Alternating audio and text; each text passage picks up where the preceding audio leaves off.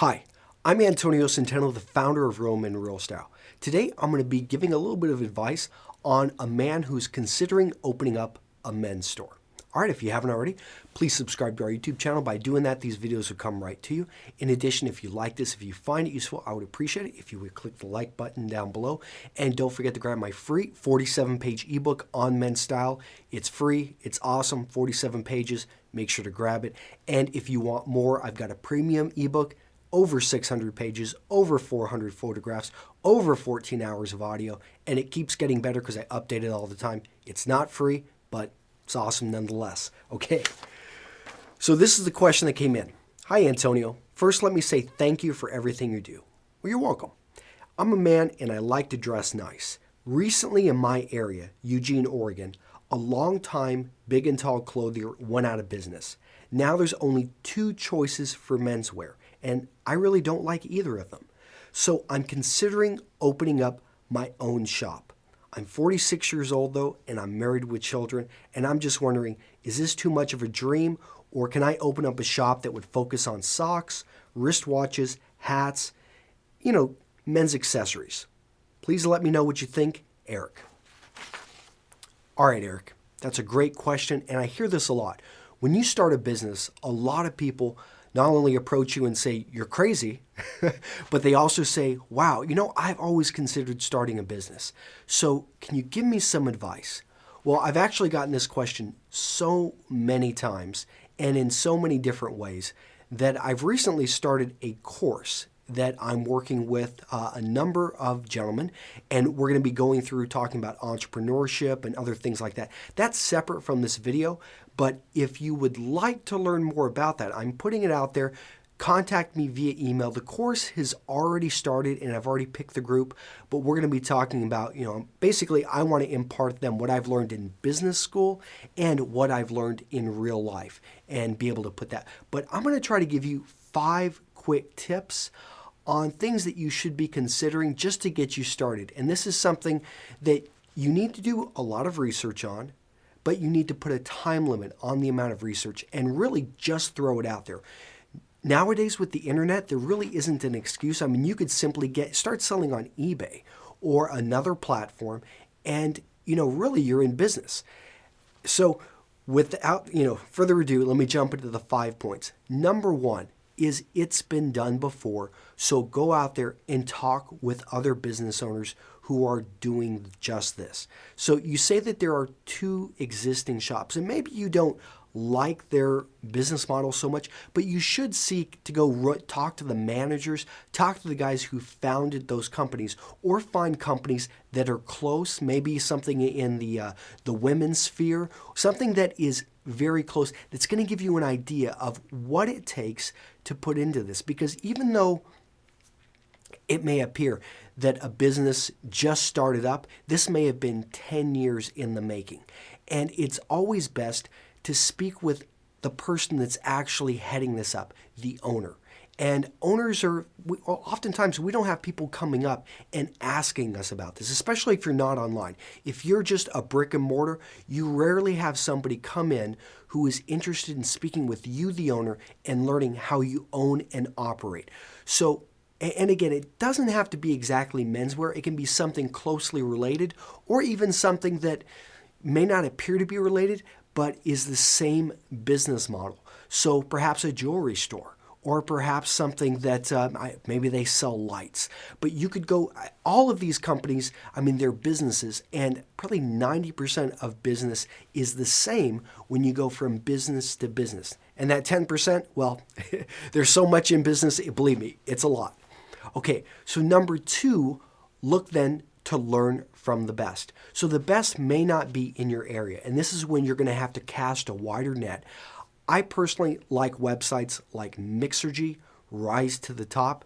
These places, they interview tons of entrepreneurs. I know Mixergy, Andrew Warner, he's interviewed over 700 entrepreneurs. And this is where you can listen to hour-long interviews and we're talking businesses that are way outside of the menswear niche, but I think that's perfect because, again, Most of business is the same when you go from business to business. And if you can understand what fundamentals it takes to run a business, and you learn from the best or people that have been successful and some of those who haven't been successful, you can avoid making those mistakes right out the gate. So number 3 is do the business math. So you need to understand business. And the big thing a lot of people forget, especially when they get excited about a startup and they think, oh, all I need is to put up a website and to get thousands of people to come to it. Well, it doesn't work that way. You have to have sales. You have to have people buy your product, and your sales have to be quite a bit bigger than your costs. They can't just be barely bigger than your costs unless you're, a type of business that's going to have huge volumes. Most businesses starting out, though, you're not going to have huge volumes. So you've got to do the math. You've got to say, okay, I expect to sell X number of products, and it's going to cost me this. And really break out what all your costs are going to be. People all the time when I started my business, I underestimated my costs, and I thought I was, accounting for everything. But you don't account for everything. So really make sure you've got enough margin in what you want to do, because you have to do the numbers. You have to say, okay, I want to be able to make $50,000 or $100,000 a year and not work 200 hours a week, because you've got to do that math. And if you're having to work 200 hours a week, I'm telling you that you're just not going to be able to find those kind of hours. Even 100 hours a week is not sustainable. You really want to be able to find the type of business where, in 100 hours a week, maybe the first year, understood, that happens. But after 3 years in, you don't want to be working for $3 to $4 an hour. That's not why we get into business. We get into business, we take the risk, we jump off the boat, we get in there because we want to be rewarded for it. So make sure the math makes sense, because you don't want to find yourself 2 years down the road saying, my gosh, I can't make this business workable. I wish I would have seen this 3 years ago. Okay, so number 4 is you need to have a competitive advantage. You need to have something that sets your business apart. And I'll give you a couple examples. So Duluth Trading Company, they're right here down in Madison, Wisconsin. When people think Duluth Trading Company, if you've never been to the site, you need to go check them out. They are all about workwear. Now, there are many other things, and they've got some great pieces of gear, but they're all about workwear.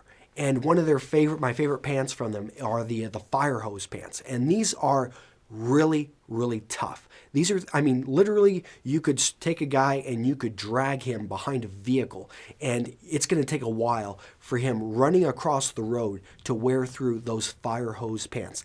They purposely make this gear for the large American working man. If you look at their shirts, they've got like extra gussets and all this stuff, so that go watch their commercials. I'll link to them down below. Awesome company. But that's their competitive advantage, is they stay focused on the working man, and not just any working man, but the large working man. Duluth Trading Company. Yeah, check it out. The other company my own company, atailoredsuit.com. I'm very proud of the fact that we only focus on wardrobes. So I realized not early enough in, but it took me a while to figure this out, but I just focus on wardrobes. I can't help you if you want a single shirt or if you want a single suit. Yeah, I can help you with my videos, and you can go watch it and learn from me, but the customer I focus on is the man in transition who wants his entire wardrobe put together and really comes in, trusts, he's watched maybe 100 of my videos, or he's read 50 of my articles, and he realizes that, Antonio knows what he's talking about. I'm making the transition to become a lawyer, or I'm going to be headed to the United Nations, and really I need him to build me a wardrobe that's going to instill trust, that's going to help me sell more, that's going to really help me negotiate better, and that's what I specialize in. So think about, what are you going to set yourself apart? How are you going to separate yourself from not only the other 2 menswear stores, but other companies out there on the web? Okay, number 5 is ensure your family is on board. So I wouldn't be where I'm at today if my wife wasn't supporting me. And if she was nagging on me every day saying, you know, when are you going to make $1 million? When are you going to stop working 12 to 14 hours a day? I would not be in business because no man can go 1,000 days with somebody nagging on him like that. And really, you need to make sure that your partner is on board with this. And also think about your kids. It sounds like maybe your kids are a bit older, and make sure that they're going to be able to, you know, you need to look at the health of your kids. I know healthcare is a huge issue. Look at all of those details before you make the plunge. Give yourself a time limit and make sure you put your family first. Okay, there's a lot more I could have covered, but I think those are 5 great points to start with. If you go check out Mixergy, you'll learn a lot more about business and entrepreneurship. And I wish you the best. I think this country and this world needs a lot more go-getters, people out there starting great businesses. And if you're a business owner, don't forget to dress sharp because it does make a difference, even if you're not in the menswear industry. All right, this has been Antonio Centeno with Real Men, Real Style. I'll see you guys in the next video. Bye-bye.